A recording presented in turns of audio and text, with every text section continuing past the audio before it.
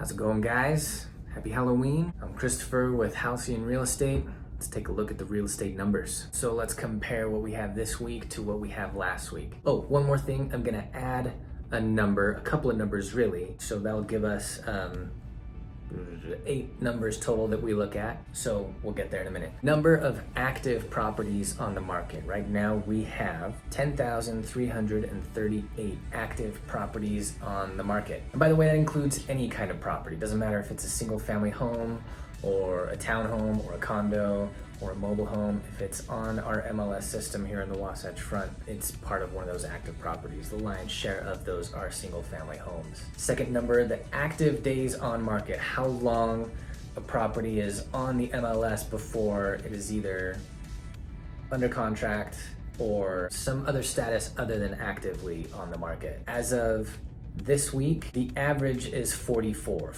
days on market this week over last. That's just up 1 day from what we had the previous week. Previous week we're at 43, now we're at 44. Okay, and I think this is where I'll actually insert the new numbers that we'll start going over. And that is average list price of a property versus the average sold price, because the difference between those two helps us see what's happening in the market. So average list price last week was $616,044. Nobody lists their house for an odd number like that, but that's just the average that we're looking at over everything that gets put on the market. Now that's the average list price, 616K and some change. The average sold price is 603,667. So 603 and a half and some change. And that tells us the difference between those two is a little over 12,000 and some change. So there's a difference on average of about 12K between what a property gets listed at and what the property actually sells for. It's selling for about 12K with some change less.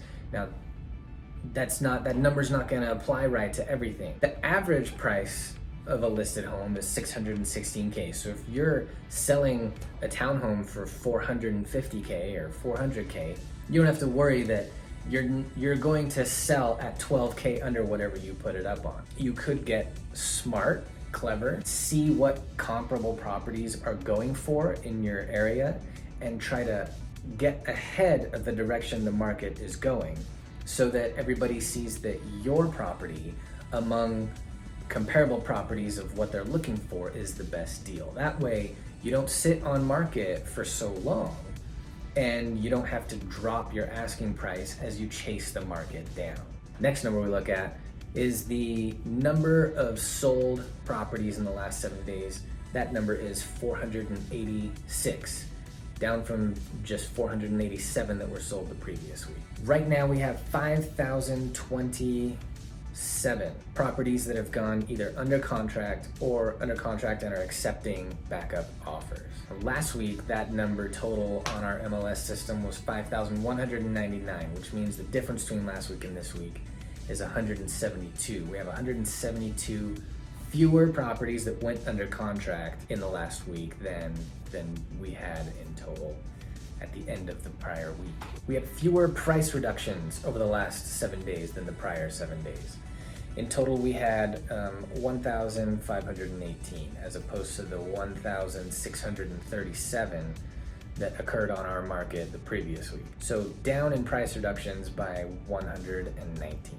And then that last number that I spent way too long on talking about last time is the number of properties that have been either canceled, expired, or withdrawn from the MLS in the last week. That number in the last 7 days is 1,978. It's up 60 from the previous week. In the previous week, the lion's share of those were withdrawn.